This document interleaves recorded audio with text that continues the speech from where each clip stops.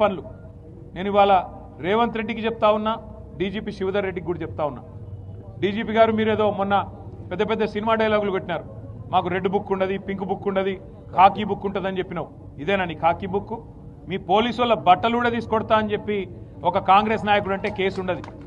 మిమ్మల్ని useless fellows అని ఒక బీజేపీ ఎంపీ అంటే కనీసం కేసు పెట్టే ధైర్యం లేదు. ఎందుకు? రాష్ట్రంలో అధికారంలో కాంగ్రెస్ ఉన్నది, కేంద్రంలో అధికారంలో ఉన్నది బీజేపీ కాబట్టి భయపడుతున్నావా? ఇవాళ మేము ప్రతిపక్షంలో ఉన్నాం కాబట్టి మా మీద కేసులు పెడతావా?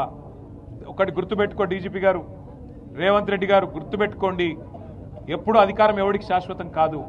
టైం వస్తుంది, 2 ఏళ్లలో మళ్ళీ కేసీఆర్ గారు ముఖ్యమంత్రి అవుతారు, మళ్ళీ రాష్ట్రంలో గులాబీ జెండా ఎగురుతుంది.